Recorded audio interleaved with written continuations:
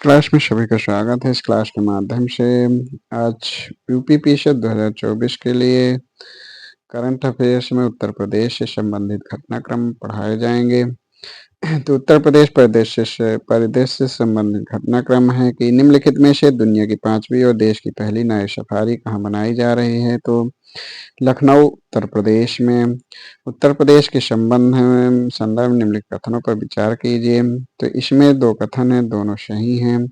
उत्तर प्रदेश के मुख्यमंत्री योगी आदित्यनाथ जी ने हाल ही में राजधानी लखनऊ में राज्य की पहली डबल डेकर इलेक्ट्रिक बस का शुभारंभ किया। मुख्यमंत्री ने महिलाओं के लिए इस डबल डेकर इलेक्ट्रिक बस सेवा में टिकट पर 50% की छूट देने की घोषणा की। निम्नलिखित कथनों पर विचार करिए, इसमें सही कथन बताना है। तो इसमें दिए गए दोनों कथन सत्य हैं। तो उत्तर प्रदेश के मुख्यमंत्री योगी आदित्यनाथ जी ने राज्य में शिक्षा को बढ़ावा देने के लिए 6 जिलों लखनऊ, गोरखपुर, अयोध्या, आगरा, गौतम बुद्ध नगर और बुंदेलखंड में विशेष शिक्षा जोन स्थापित करने की घोषणा की है। ये विशेष शिक्षा जोन शिक्षा और कौशल विकास के एकीकृत केंद्र होंगे जो छात्रों को उच्च स्तर की शिक्षा प्रदान करेंगे। इसमें अगला प्रश्न है कि निम्नलिखित में से किस शहर में 25 लाख से अधिक दिए जलाकर Guinness book of world record में नाम दर्ज किया। तो वाराणसी। अक्षयवट कॉरिडोर निम्नलिखित किस शहर में विकसित किया जा रहा है। तो अक्षयवट कॉरिडोर प्रयागराज में विकसित किया जा रहा है। देश का पहला हिंदी साहित्य संग्रहालय किस शहर में स्थापित किया जाएगा। तो देश का पहला हिंदी साहित्य संग्रहालय वाराणसी में स्थापित किया जाएगा। इसमें सही कौन सुमेलित नहीं है। तो इसमें डी विकल्प सुमेलित नहीं है। तो वैदिक 3D संग्रहालय वाराणसी उत्तर प्रदेश में। बंजारा विरासत संग्रहालय वाशिंग महाराष्ट्र में। भारत का पहला समुद्री संग्रहालय लोथल गुजरात में। 6 नए उत्पादों के साथ भारत का सर्वाधिक 75 जीआई टैग प्राप्त करने वाला हाल ही में देश का शीर्ष राज्य कौन सा बना है। तो उत्तर प्रदेश। उत्तर प्रदेश बजट 2024-25 के संदर्भ में निम्नलिखित कथनों पर विचार कीजिए। तो बजट का आकार 7,36,437.71 करोड़ रुपए का है। इसमें जो कथन है वो दोनों एक और दो कथन सही है, तीसरा गलत है। राजकोषीय घाटा 86,530.51 करोड़ रुपए रहने का अनुमान है। बजट के आकार में पिछले वर्ष की तुलना में 7.7% की वृद्धि दर्ज की गई, यह कथन गलत है। उत्तर प्रदेश बजट 2024-25 के संदर्भ में कौन सा कथन सत्य है। तो इसमें सही कथन का सही उत्तर चयन करना है। तो इसमें एक और दो दोनों कथन सत्य हैं। तो उत्तर प्रदेश का देश के जीडीपी में हिस्सेदारी की दृष्टि से महाराष्ट्र 15.7% के बाद दूसरे स्थान पर 9.2% पर आ गया है। 2024-25 का यह बजट अब तक का सबसे बड़ा बजट है। तो पिछले बजट की तुलना में 6.7% वृद्धि दर्शाता है। उत्तर प्रदेश बजट 2024-25 के संदर्भ में कौन सा कथन सत्य है। तो इसमें दिए गए दोनों कथन सत्य हैं। तो बजट में 24,863.57 करोड़ रुपए की नई योजनाएं शामिल हैं। बजट का सर्वाधिक आवंटित राशि प्राथमिक शिक्षा पर सुनिश्चित किया गया है। उत्तर प्रदेश बजट 2024-25 के संदर्भ में सूची 1 और सूची 2 को सम्मिलित करना है। तो इसका विकल्प भी सही है, यानी राज्य का अपना कर राजस्व 37.1%। केंद्रीय कर अंतरण तो यह 30%। सार्वजनिक ऋण प्राप्तियां तो यह 15.3%। केंद्रीय अनुदान सहायता तो ये 12.9%। उत्तर प्रदेश बजट 2024-25 के संदर्भ में सूची फर्स्ट और सूची सेकंड से सही सम्मिलित करना है। तो इसका विकल्प सी सही है, यानी पूंजीगत व्यय 21%, सरकारी वेतन 12.8%, अन्य व्यय 12.7%, ब्याज भुगतान 7.3%।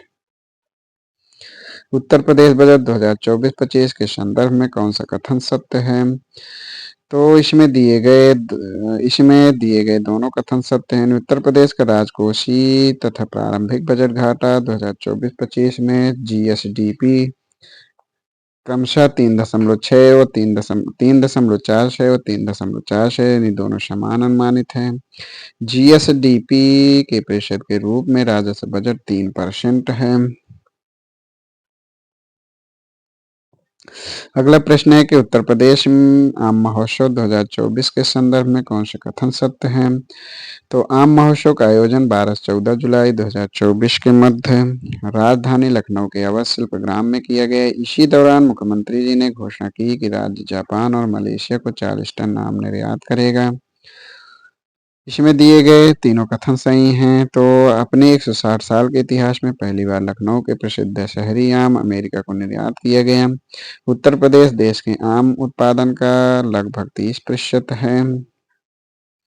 कृषि नेतृत्व पुरस्कार 2024 के संदर्भ में सही कथन, तो इसमें दिए गए एक और दो भी कथन सत्य हैं और इसमें तीनों कथन सत्य हैं। तो एक है भारतीय गन्ना अनुसंधान संस्थान यानी IISR लखनऊ को गन्ने में उत्कृष्ट शोध के लिए शोधकार के लिए प्रतिष्ठित कृषि नेतृत्व पुरस्कार 2024 से सम्मानित किया गया। भारतीय गन्ना अनुसंधान संस्थान लखनऊ की स्थापना 1952 में तत्कालीन भारतीय केंद्रीय गन्ना समिति द्वारा की गई। 1 अप्रैल 1969 को इसे भारतीय कृषि अनुसंधान संस्थान परिषद ICAR के अधीन कर दिया गया। तो इस प्रकार तीनों कथन सत्य हैं। उत्तर प्रदेश के राज्य पक्षी सारस क्रेन 2024 के संदर्भ में सही कथन, तो इसमें दिए गए दोनों कथन सत्य हैं। यानी 10 जुलाई 2024 को उत्तर प्रदेश वन विभाग के अधिकारियों ने बताया कि राज्य में 19,918 सारस क्रेन पक्षी हैं, जो वर्ष 2023 तुलना में 396 अधिक हैं। इटावा वन प्रभाग में सारस क्रेन की सर्वाधिक संख्या 3,289 दर्ज की गई, जो कि पिछले वर्ष की तुलना में 500 अधिक है। वहीं हापुड़ एवं पलियाखीरी में सबसे कम संख्या 2 दर्ज की गई। अगला प्रश्न है कि 25 जुलाई 2024 को उत्तर प्रदेश एक्सप्रेस से औद्योगिक विकास प्राधिकरण यूपीडा ने रक्षा गलियारे के दायरे को मजबूत और व्यापक बनाने के लिए किस निजी कंपनी के साथ समझौता ज्ञापन पर हस्ताक्षर किए? तो UAS टेस्टिंग फाउंडेशन कंपनी के साथ। उत्तर प्रदेश में दाल उत्पादन इसमें सही कथन बताना है, तो इसमें दोनों कथन सत्य हैं। यानी राज्य में दाल उत्पादन 2.394 मिलियन मीट्रिक टन से बढ़कर 3.255 मिलियन मीट्रिक टन हो गया। उत्तर प्रदेश का लक्ष्य अगले 3-4 वर्षों में दलहन उत्पादन में आत्मनिर्भर बनना और सरकार अरहर, उड़द और मूंग की खेती पर ध्यान केंद्रित कर रही है। शलखान जीवाश्म पार्क को विश्व धरोहर सूची में शामिल करने के प्रस्ताव के संदर्भ में कौन सा कथन सत्य है? तो इसमें दिए गए कथन 1 और 2 सही है, तीसरा गलत है। तो शलखान जीवाश्म पार्क, जिसे आधिकारिक तौर पर सोनभद्र जीवाश्म पार्क के रूप में जाना जाता है, भारत के उत्तर प्रदेश में स्थित एक जीवाश्म पार्क है। लगभग 1400 मिलियन वर्ष पुराने जीवाश्म होने का अनुमान है। सोनभद्र जीवाश्म पार्क में पाए जाने वाले जीवाश्म शैवाल और स्ट्रोमेटोलाइट प्रकार के जीवाश्म हैं। तो 1 और 2 सत्य है। तीसरा कथन कि यह पार्क कैमूर वन्य जीव अभयारण्य से सटे कैमूर रेंज में लगभग 35 हेक्टेयर क्षेत्र में फैला है, तो यह कथन गलत है। अभी हाल में लखनऊ में से किस राष्ट्रीय उद्यान के लिए हेलीकॉप्टर सेवा का संचालन नवंबर 2024 में शुरू किया जाएगा? तो दुधवा राष्ट्रीय उद्यान के लिए उत्तर प्रदेश को प्राप्त 6 GI टैग को कोड द्वारा सही सम्मिलित करना है, तो इसका उत्तर ए सही है। तो जर इसमें उत्पाद है और जिला, तो जरदोजी शिल्प, तो यह बरेली से संबंधित है। तिरंगी बर्फी, तो यह यानी जरदोजी शिल्प, तो ये बरेली से संबंधित है। तिरंगी बर्फी यह वाराणसी से संबंधित है। थारू कढ़ाई, तो यह लखीमपुर खीरी से संबंधित है। बेंत और बांस शिल्प, तो यह बरेली से संबंधित है। मेंटल कास्टिंग क्राफ्ट, तो ये है वाराणसी से संबंधित है। हैंड ब्लॉक प्रिंट टेक्सटाइल्स, तो यह पिपल खुआ हापुड़ से संबंधित है। 5 जुलाई 2024 को उत्तर प्रदेश सरकार ने किस टाइगर रिजर्व के मुख्य क्षेत्र में 25 किलोमीटर की दूरी पर माला नदी और उससे जुड़ी जैव विविधता को पुनर्जीवित करने के लिए एक परियोजना को मंजूरी दी है? तो पीलीभीत टाइगर रिजर्व ने रिजर्व को जुलाई 2024 में किस कंपनी के सोलर सिस्टम लिमिटेड ने उत्तर प्रदेश में घर घर सोलर पहल की शुरुआत की है, जिसकी शुरुआत वाराणसी से की गई, जिसका उद्देश्य छत पर सौर ऊर्जा संसाधन के माध्यम से हर घर को स्वच्छ ऊर्जा प्रदान करना है। तो टाटा पावर सोलर कंपनी ने उत्तर प्रदेश रक्षा विनिर्माण समझौते के संदर्भ में कौन सा कथन सत्य है? तो इसमें दिए गए दोनों कथन सत्य हैं। तो उत्तर प्रदेश ने 25,000 करोड़ रुपए मूल्य के 150 से अधिक रक्षा विनिर्माण समझौतों पर हस्ताक्षर किए हैं। यह कदम भारत के रिकॉर्ड वार्षिक रक्षा उत्पादन के अनुरूप है, जो वित्तीय वर्ष 2023-24 में 1.27 ट्रिलियन रुपए 15.4 बिलियन अमेरिकी डॉलर तक पहुंच गया है। अगला क्वेश्चन है कि जुलाई 2024 में उत्तर प्रदेश सरकार ने किस बीमारी के प्रसार को रोकने और यह सुनिश्चित करने के लिए कि 5 वर्ष से कम उम्र का कोई बच्चा इस रोकथाम योग बीमारी के कारण न मरे, केंद्र की स्वच्छ गांव, शुद्ध जल और बेहतर कल योजना शुरू की। तो डायरिया बीमारी अभी हाल ही में साधो जग दर्शन का मेला महोत्सव 20 से 22 जून 2024 के मध्य उत्तर प्रदेश के किस जिले में आयोजित किया गया? तो लखनऊ में। उत्तर प्रदेश में ग्रीनफील्ड हवाई अड्डा किस जिले में बनाया जा रहा है? तो गौतम बुद्ध नगर जेवर में। उत्तर प्रदेश सरकार द्वारा कैच द रेन अभियान के संदर्भ में कौन सा कथन सत्य है? तो इसमें दिए गए तीनों कथन सत्य हैं। तो कैच द रेन के संबंध में उत्तर प्रदेश सरकार द्वारा कैच द रेन अभियान की शुरुआत 2019 में की गई थी। कैच द रेन अभियान के तहत 5 जिले 100% लक्ष्य हासिल करने में सफल रहे, जिनका नाम इस प्रकार है: पीलीभीत, अयोध्या, अंबेडकर नगर, बाराबंकी और गोंडा। सरकारी और अर्ध सरकारी भवनों में छत पर वर्षा जल संचयन प्रणाली स्थापित करना अनिवार्य है। गिद्धों की एशियन किंग प्रजाति के लिए विश्व का पहला संरक्षण और प्रजनन केंद्र उत्तर प्रदेश के किस जिले में खोला जाएगा? और इस केंद्र का नाम जटायु संरक्षण एवं प्रजनन केंद्र रखा गया है। तो महाराजगंज में। दक्षिण कोरिया और अयोध्या के बीच सौहार्दपूर्ण संबंधों के मजबूत बनाने के लिए किस शहर व नदी के तट पर स्थित क्वीन हो मेमोरियल पार्क जल्द ही पर्यटकों के लिए खोला जाएगा? तो अयोध्या सरयू नदी के तट पर स्थित है। उत्तर प्रदेश के किस जिले में दूसरा sentinel surveillance hospital lab SH lab स्थापित किया जाएगा, जो डेंगू वायरस निदान के लिए एक महत्वपूर्ण सुविधा केंद्र होगा? तो प्रयागराज में दूसरा सेंटिनल सर्विलांस हॉस्पिटल लैब स्थापित किया जाएगा। हाल ही में किस विश्वविद्यालय के दृश्यकला संकाय द्वारा 4 दिवसीय सामूहिक चित्रकला प्रदर्शनी योग सूत्र का आयोजन किया गया था? तो बनारस हिंदू विश्वविद्यालय में। 9 मई 2024 को संजय गांधी स्नातकोत्तर और विज्ञान संस्थान लखनऊ के किस निदेशक प्रोफेसर को राष्ट्रपति भवन में एक भव्य समारोह में पद्मश्री पुरस्कार से सम्मानित किया गया है? तो प्रोफेसर राधाकृष्ण धीमन को।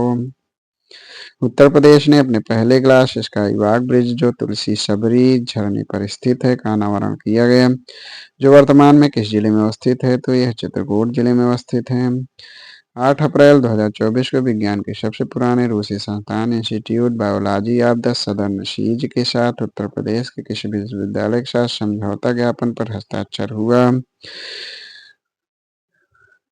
तो लखनऊ विश्वविद्यालय के साथ। हाल ही में उत्तर प्रदेश की किस यूनिवर्सिटी के छात्रों ने नेत्रहीनों को उनके दैनिक जीवन में मदद करने के लिए एआई आधारित स्मार्ट ट्रेवलिंग असिस्टेंट विकसित किया है?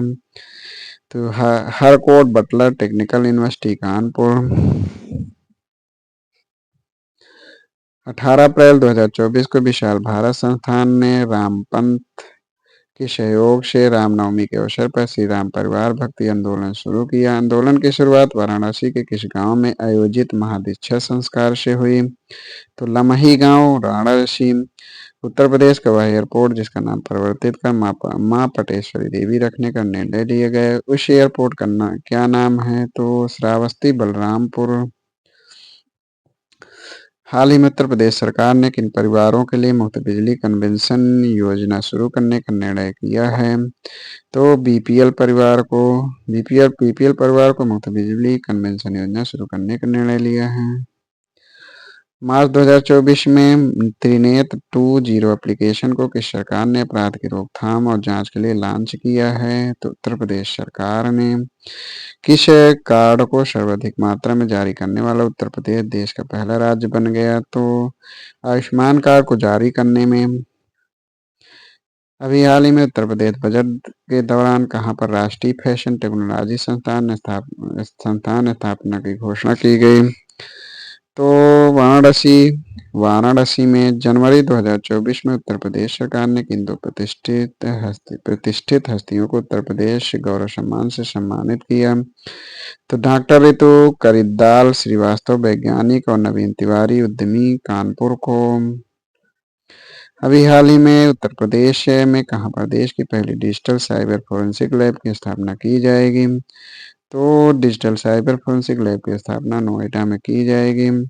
अभी हाल ही में भारतीय वायुसेना द्वारा भीष्म पोर्टेबल हॉस्पिटल का परीक्षण उत्तर प्रदेश के किस जिले में किया गया? तो भीष्म पोर्टेबल हॉस्पिटल परीक्षण उत्तर प्रदेश के आगरा जिले में। हाल ही में उत्तर प्रदेश का वह जिला जहां जहां कछुआ संरक्षण रिजर्व बनाने की घोषणा की गई, तो गोंडा में। तो आज यहीं तक। इसकी अगली क्लास में क्वेश्चन नंबर 53 से आगे क्वेश्चन पढ़ाया जाएगा। धन्यवाद।